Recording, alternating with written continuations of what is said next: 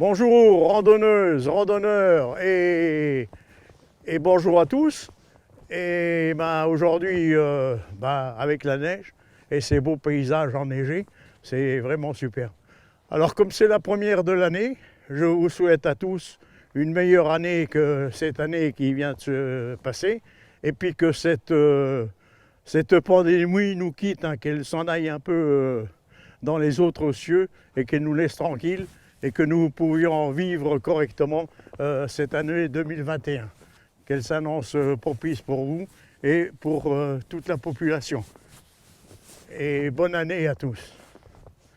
Et bon, aujourd'hui, nous avons décidé de vous emmener sur un lieu de 1914, la bataille de Noers, qui était suivie de la bataille de Longuyon et la bataille de Noers. Et nous allons aller sur les sites de cette bataille et vous raconter un peu.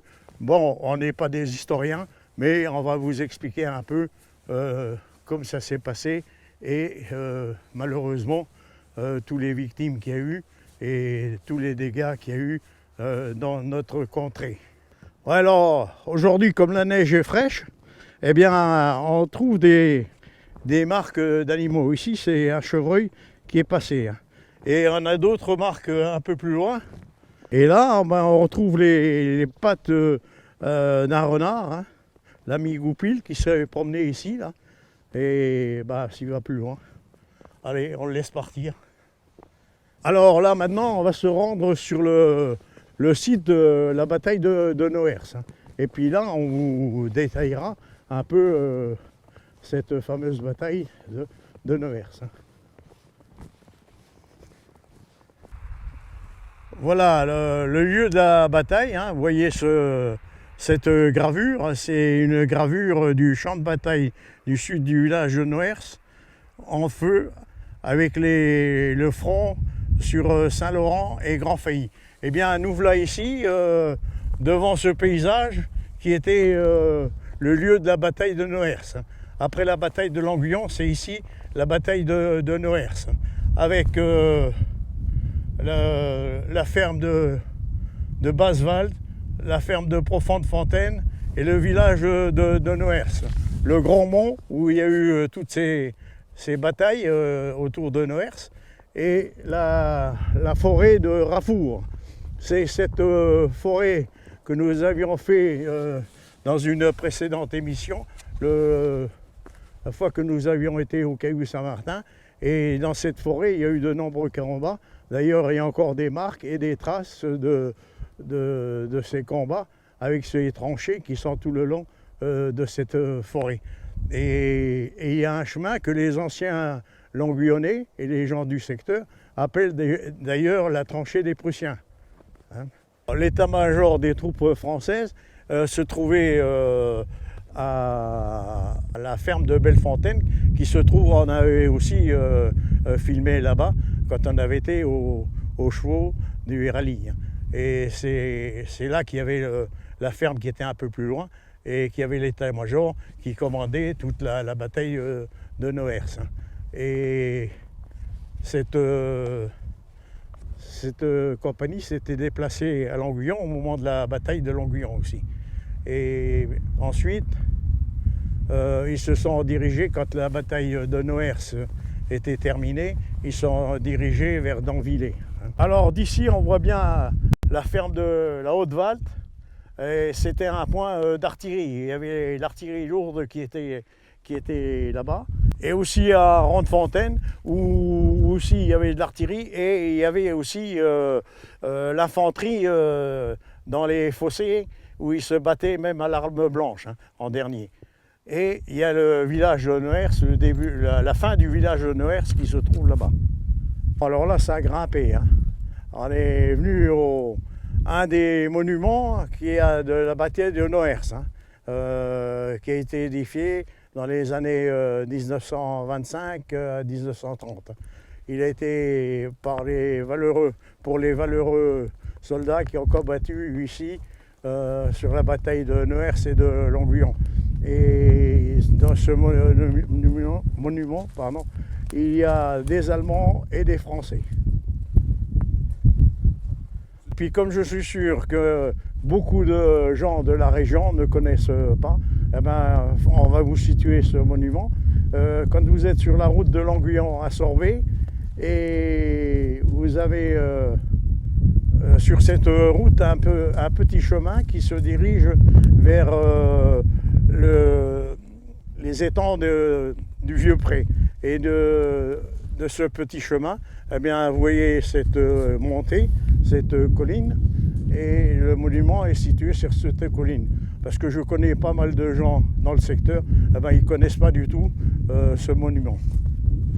Bon, là nous avons Languillon, qui en 14, le 24 août 14, a été détruit complètement par les Allemands. Et les Allemands venaient de... Eh ben, la guerre a été déclarée le 4 août ou le 3 août. Et les Allemands étaient déjà du côté d'Arlon. Et comme la Belgique était neutre, eh bien, les Français ont attaqué les Allemands déjà sur Arlon, ensuite à Tintigny et ensuite à Virton, où il y a un grand cimetière militaire français. Et ensuite, ils sont arrivés, ils sont combattus un peu à Longwy, sur Connay-Romain et sur Frénois-la-Montagne, et ils sont rentrés dans Languillon et ils ont incendié tout Languillon et ils ont assassiné des Languillonnais. Je les citerai tout à l'heure. Et là, nous sommes en face du bois du Rafour, où il y a eu de violents combats aussi en 14, au début de la guerre. Alors voilà Noers, juste après les combats. Tout était en ruine, tout le village. Le clocher était resté, et en dessous du village, Noers et le moulin à lard aussi, qui était complètement détruit. Alors voilà, je vous remontre l'image de la ferme de Haute-Valde, et où il y avait les Allemands en repli là. Et toutes ces fermes, c'est où il y a eu les combats de la bataille de Noers. Alors là, il y a la Basse-Valde, ici la Haute-Valde et Rondefontaine. Et dans ce ravin-là, il y a eu de gros combats aussi avec l'infanterie. L'infanterie et même ils ont fini aux armes blanches. Alors je vais vous citer quand même tous les régiments qui ont participé à cette bataille du 23 août 14. Il y avait la 3e armée forte de 230 hommes, qui comprend 3 corps d'armée, le 4e, le 5e, le 6e et la 7e division de cavalerie, et 10 batteries d'artillerie qui se regroupaient en des divisions de réserve. C'est surtout ici qu'il y avait l'artillerie qui tirait sur Noers et Languillon. Et Languillon avait été dévasté aussi le 24 août. Et il y avait aussi le 5e corps comme promenant le 9e et le 10e régiment d'infanterie. Et tous ces mouvements se sont dirigés depuis le 21 août, commencé l'offensive de la bataille, et se sont dirigés vers Noers. Alors vous voyez la route là, c'est la route qui va sur Saint-Laurent. Et les Allemands qui étaient dans le bois du Rafour, qui est derrière, et ils avaient essayé d'encercler les Français par ici. Et ça faisait un espèce de fer à cheval, et les Français étaient un peu au milieu. Voilà, nous voilà rendus au monument du Grand Mont. Et d'ici, on dominait toute la bataille, et on a fait tout le tour de la bataille de Noers, en partant du bois de Rafour, où il y avait les fantassins, et le monument là-bas qu'on était tout à l'heure, et là devant nous Noers. Et ce monument où il y a des Français et des Allemands. Et on voit aussi toutes les fermes où il y avait eu les combats. La Haute-Valde, Rondefontaine et la Basse-Valde. et le village de Noers. Et quand la bataille était finie et que les Allemands étaient arrivés en force, 230 000 hommes, et puis les Français étaient peut-être deux bataillons, seulement 200 000 hommes, et ben, les Allemands étaient en force, et les Français ont eu l'ordre de replier, et ils se sont repliés sur Danvillers, hein, par la route qui va sur Montmédy, et ils sont repliés par là. Et c'était la dernière bataille qui a eu lieu dans le secteur. Et ensuite, il y a eu la bataille, la fameuse bataille de Verdun, qui a débuté le 21 février 1916 sur Verdun, hein, et qui a duré quelques mois pour défendre, et puis qui sont retrouvés sur les mêmes positions qu'avant la guerre. Et ce secteur-ci, après le 21 août, 24 août, c'était occupé par les Allemands, hein. Tout ce secteur était occupé avec les Allemands. Et même le début de la Meuse, là-bas, c'était occupé par les Allemands. Alors ici, il y a hier 57 Deutsche et 91 Franzosen. Hein, il y a 57 Allemands et 91 Français qui reposent sous cette stèle. Alors nous là devant la mairie de Longuyon et l'hôtel de ville de Longuyon. Et Longuyon avait été, la ville de Longuyon étant citée à l'ordre de l'armée, se voyait remettre la croix de guerre le 5 juin 1921. La remise de la Légion d'honneur de la ville de Longuyon a été faite par M. André Maginot, ministre de la guerre, le 23 novembre 1930. Ville héroïque qui fut une partie pillée et incendiée par l'ennemi au début de la guerre et dont un grand nombre d'habitants furent fusillés. C'est acquis pour ces douloureux martyrs des droits à la pieuse reconnaissance du pays.